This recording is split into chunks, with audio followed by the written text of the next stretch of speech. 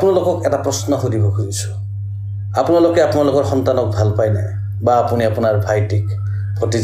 ভতিজিক ভাল পায় না আপোনালোকে মোৰ প্ৰশ্নটো শুনি হয়তো ভাবিছে এইটো কেনেকুৱা প্ৰশ্ন নিজৰ সন্তানক বা নিজৰ ভাইক বা নিজৰ ভাগিন ভতিজিক কিয় ভাল নাপাম কিন্তু এই কথা জনাৰ পিছতো আকৌ এবাৰ মই আপোনালোকক ঘূৰাই সেই একেটা প্ৰশ্নই কৰিছোঁ আপোনালোকে আপোনালোকৰ সন্তানক ভাগিনক ভতিজাক নিজৰ ভাই ভনীক ভাল পায় না কিয় মোৰ মনত প্ৰশ্ন জাগে সঁচাকৈয়ে জানো আমি আমাৰ ভাই সন্তান ভাগিনহঁতক ভাল পাওঁ যদি ভাল পাওঁ তেতিয়াহ'লে আমি চিন্তিত কিয় নহয়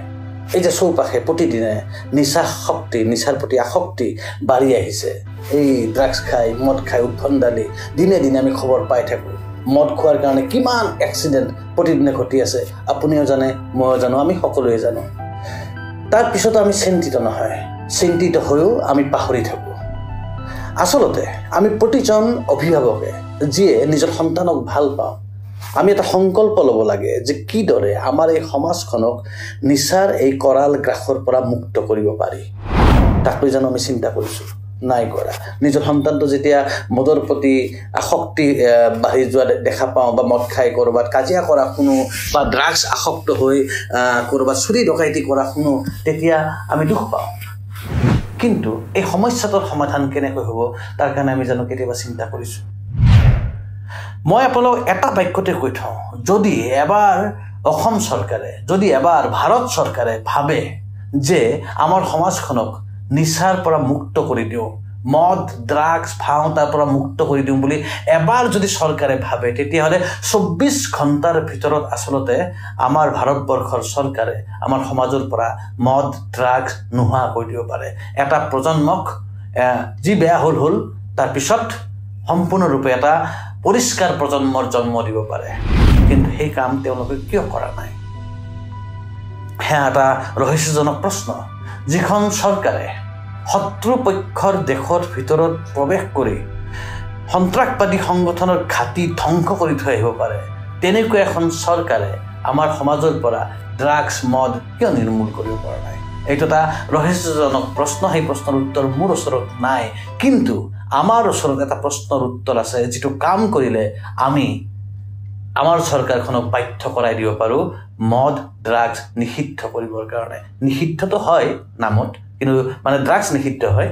মদটো বাৰু মদ যিমানে বিক্ৰী কৰে চৰকাৰে বাহবা দিয়ে ভাল পায় সেইটো এটা বেলেগ প্ৰশ্ন কিন্তু আমি বাধ্য কৰাই দিব পাৰোঁ ড্ৰাগছ আৰু মদ নোহোৱা কৰিবৰ কাৰণে তাৰ কাৰণে কেৱল আমি ইলেকশ্যনৰ আগত এটা সিদ্ধান্ত ল'ব লাগিব যে যি দলে শাসন পোৱাৰ পিছত এই দেশৰ পৰা মদ ড্ৰাগছ নিৰ্মূল কৰিব মদৰ দোকান বন্ধ কৰি দিব ড্ৰাগছ কোনোপধ্যে ভাৰতবৰ্ষৰ সীমাত প্ৰৱেশ কৰাৰ ৰাস্তা নাৰাখিব তেতিয়াহ'লে আমি সেই দলটোক ভোট দিম আমি কৰিব পাৰোঁ ইচ্ছা কৰি কিন্তু আমি লাগি থাকোঁ কোন কংগ্ৰেছী কোন বিজেপি কিবা এজিপি মই অমুক দলক ছাপোৰ্ট কৰোঁ গতিকে প্ৰমুখ ভোট দিম কিন্তু আমি পাহৰি যাওঁ নিজৰ সন্তানৰ কথা আমি ৰাজনৈতিক দল এটাৰ কথা চিন্তা কৰি থাকোঁতে আমি নিজৰ সন্তানক পাহৰি যাওঁ এবাৰ যদি আমি চিন্তা কৰোঁ আমি সকলোৱে যদি লগ হৈ ভাবোঁ যে এইবাৰ আমি নিৰ্বাচনত সেইটো দলকে ভোট দিম যিটো দলে এই নিচা জাতীয় সামগ্ৰীৰ বিৰুদ্ধে থিয় দিয়ে সেই দলটোকে আমি ভোট দিম সেই দলটোক বিজেপি হওক সেই দলটো কংগ্ৰেছ হওক সেই দলটো এজিপি হওক সেই দলটো XY যি দলেই নহওক কিয় সেই দলটোকে ভোট দিম যিয়ে ইয়াৰ বিৰুদ্ধে লাগে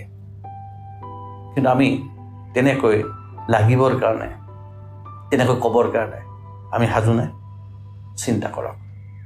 কিন্তু আমাৰ চকুৰ সন্মুখে এটা প্ৰজন্ম দিলে দিলে ধ্বংস হৈ গৈ আছে কিমান দিন পলম কৰিম কিমান সময় আমাৰ হাতত আছে এবাৰ আপোনালোকে চিন্তা কৰি চাওক ধন্যবাদ আকৌ লগ পাম জীৱন জিন্দাবাদ